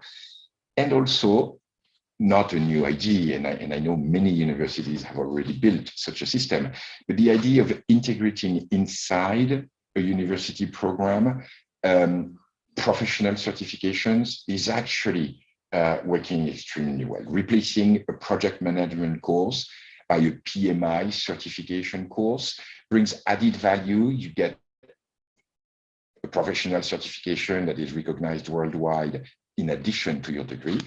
And it helps us improve our curriculum in many, many ways. So these are the three areas on which we will focus over the next few months. And I was asking the question earlier of are brick and mortar campuses going to survive the emergence of online education? Obviously, our answer has been the hybridation of programs.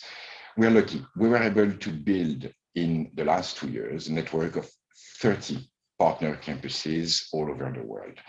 And the mission of those campuses is no longer just to host students for a whole year of their bachelor or MBA program. It's also to become a physical meeting point for tutoring, for support, for online access. There are places in Africa where our candidates don't have access to the internet. So they may have to drive a few kilometers and get on our campus to physically access online education. That's what our campuses are becoming. They're becoming a point of access in addition to their normal activities. And you've all heard Amazon opening physical stores. I think we've all made the same analysis. I think there's no pure online solution or no pure brick and mortar solution. I think we need an intelligent integration of both options to satisfy the needs of this new world. I really hope I did not waste your time by sharing this experience that we've had at Collège de Paris, and I thank you for your attention.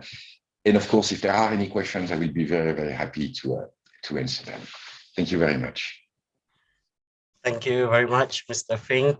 Now we will open the floor for Q&A sessions. Any Prof, perhaps?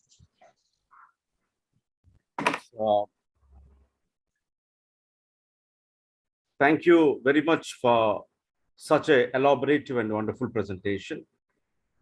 And there are a few things which actually emerged out of your presentation. One is when we talk about digital resources and digital learning scenarios, probably we used more during the pandemic time. And the usage during the pandemic time really motivated us to look much deeper into the potentials of digital learning and then try to reorganize the educational scenarios that we have. So we try to see the social distancing is one of the very important elements for digital learning, unfortunately. So how digital learning can really take care of certain very important aspects. The first thing that you talk about, social impact, where we have a lot of responsibility assigned to higher education institutions in terms of conducting research, which is socially relevant and impactful. So how the digital learning environments can really enable people to pursue quality social impact research and development. And the second question that you talk about, because it's a technology is not so inexpensive. So there is an element of affordability that comes into. Are we really making use of technology to make educational access, open educational access to people at their affordable, conditions? Affordable conditions in sense of the kind of the environment in which they are living, and also the kind of financial sources they have it. And how do you compare the digital university scenarios in terms of its the financial viability of people to pursue the courses in the traditional as well as the digital universities? One, and you are the right person to deliberate on this because you're also dealing with the business models of it. And the third question, which I feel you are the right person to answer, is the education is culturally tuned. Therefore, the meanings that we give to the knowledge are basically out of our cultural practices.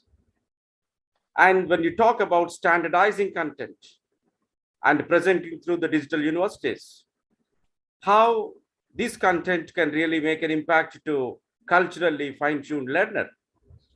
And I would like to focus on these three important. Thank you so much. I really enjoyed your presentation.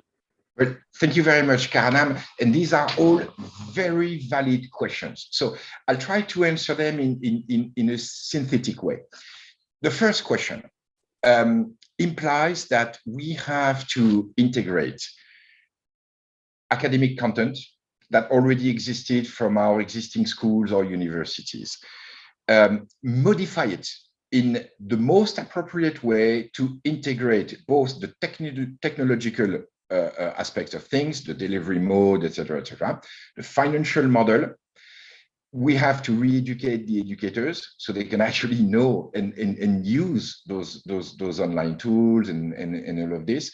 And we have to be a bit creative, work with a TV studio to record videos so they're better, etc., etc. So the answer is a highly complex, organic model. This is maybe, from what I've heard, a bit easier in a private institution than it is in public universities. Public universities are like the legal system. They must move slowly because it's in their nature to find the truth, to do research, to only say something that is validated, just like the legal system. So a trial must take a long time, to be fair. Research-based programs have to take a long time to evolve, to be correct. The situation is a bit different for a private institution like ours. We're not a research school. We are building professionals who will operate in a professional environment and get jobs. That's our fundamental mission. We are solid academically, but we are not working on the same basis as a public university. So things that were not very difficult for us, because again, as a private institution, we have that flexibility, might be a bit more difficult or at least a bit longer for public institutions. So I think it's a fundamental difference between those two types of institutions that both have room on the market and both deserve to exist for different reasons, and in many cases attract different types of candidates. So again, our answers, well, we were in an easier position, I think, than large public universities, including the French ones. Your second question, I'm sorry, can you rephrase it so that I'm sure that I understand, that I answer it in the right way? Sorry, I think your microphone is on. My second question is all about the affordability part of yes. Digital universities. Yeah. Yes. Thank you. Tough question. Again, we are facing a difficult situation potentially. There are Harvard courses that anyone can access for free. I've seen fantastic educators in Asia that deliver their program basically for free online.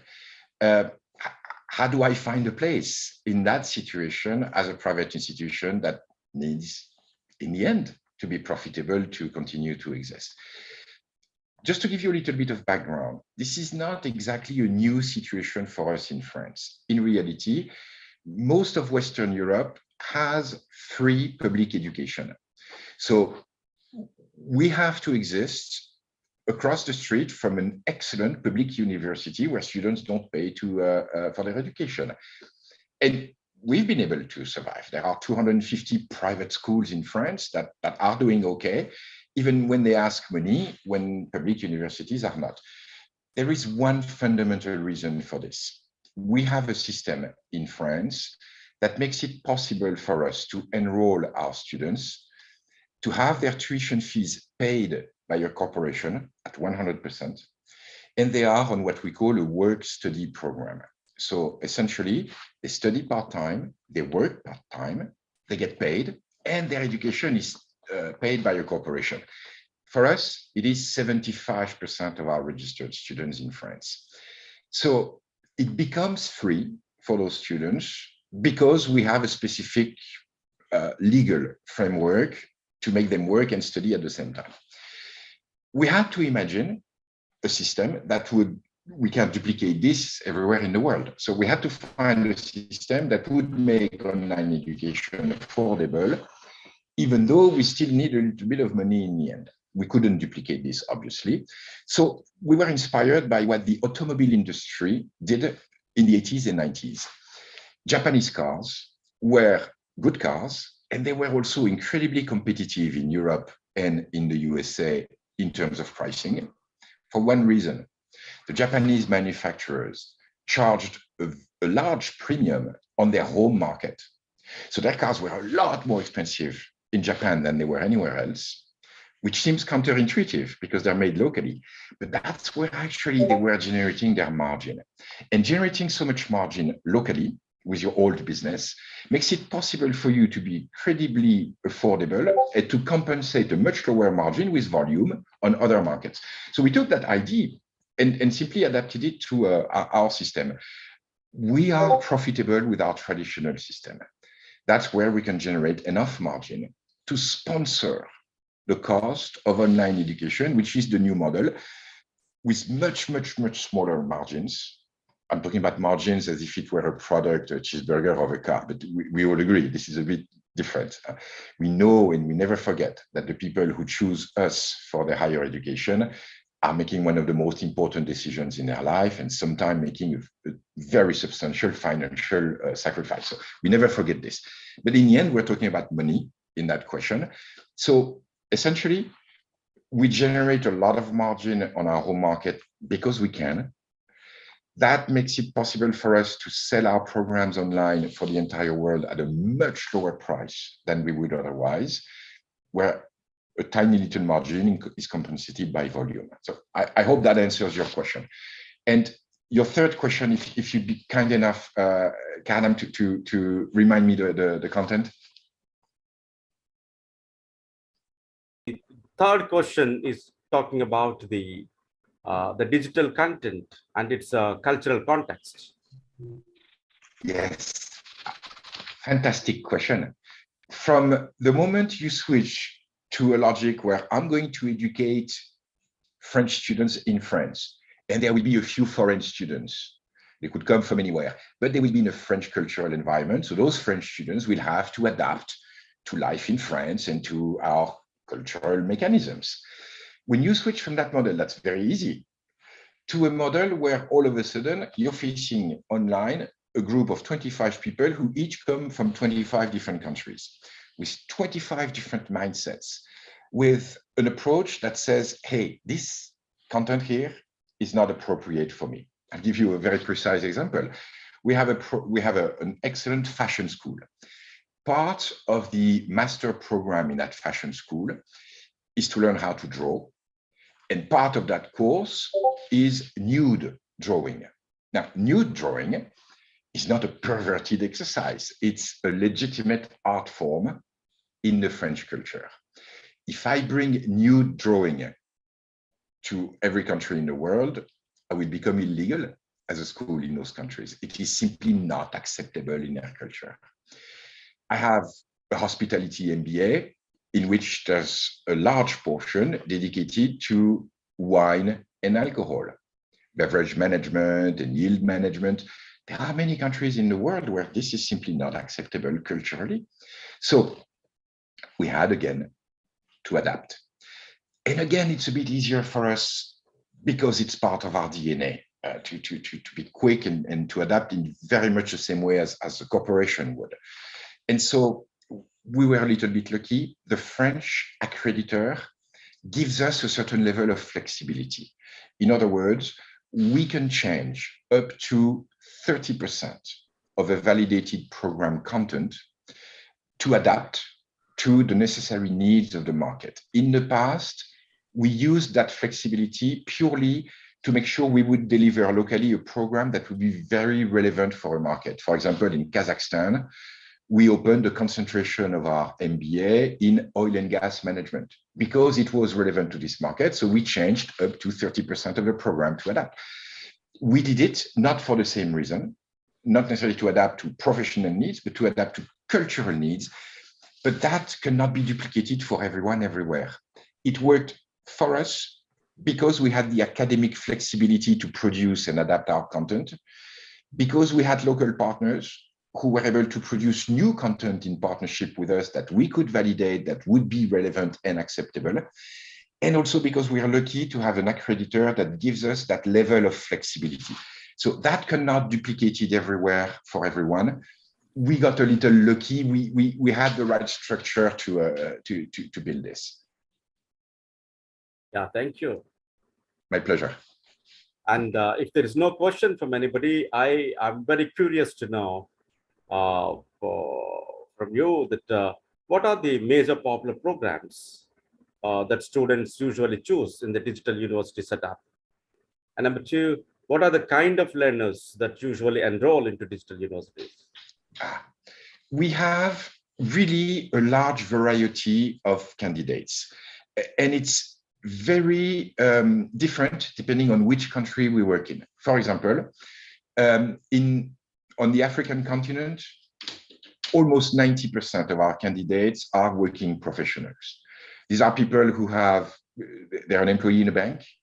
They're looking for an MBA, for a career bump to become the director of the bank. It's a summarize of literally the nature of the vast majority of our candidates in Africa. In Europe, very few working professionals. Most of them are continuous education students. So they're students going through a bachelor, continuing on to a master, some of them continuing to a doctorate. And so really depending on which country we work on, we have a very different nature in our students. And we saw this as a fantastic opportunity because it means that when you can put all these very different people together, not just different culturally, but also different professionally, in terms of age, in terms of every factor, then you can actually, if you take the effort, build a mechanism in which students learn from one another, probably even more than what they learn from the professor.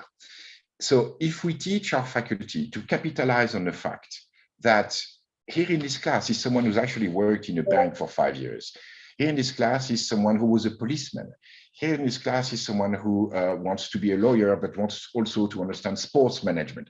Once you have those profiles, so it requires a big effort into communicating to the professor a full profile of the student, not just a picture and a name. But then at that moment, the professor is able to capitalize on all these different people and their nature and use that in education where students can better interact and learn from one another. So for us, not really a problem, but really a fantastic opportunity when we understood what could be done about this. And can you please re-clarify the first part of your question? I'm not sure I understood it.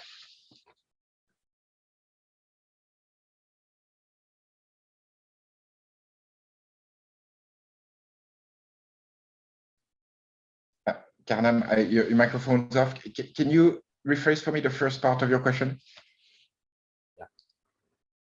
Yeah, that's fine. Thank you. Thank you so okay. much. All right. Excellent. Thank you very much.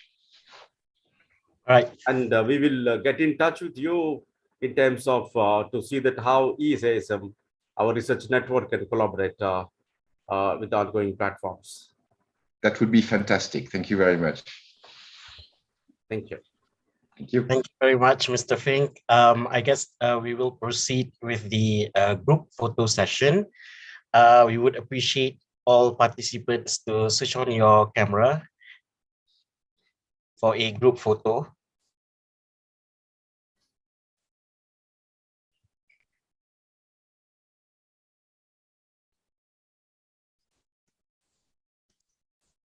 Okay, smile.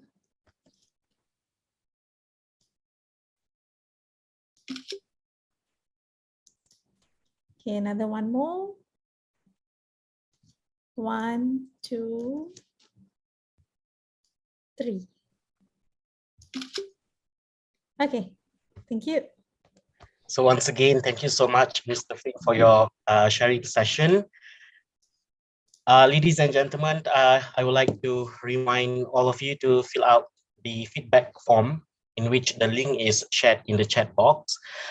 This feedback is important for you to receive your certificate of participation, copies of slides, and YouTube link for the recorded webinar that will be shared via email. I will now pass the floor to our program convener, Dr. Prasanna Ramakrishnan, for the closure of the webinar. Thank you.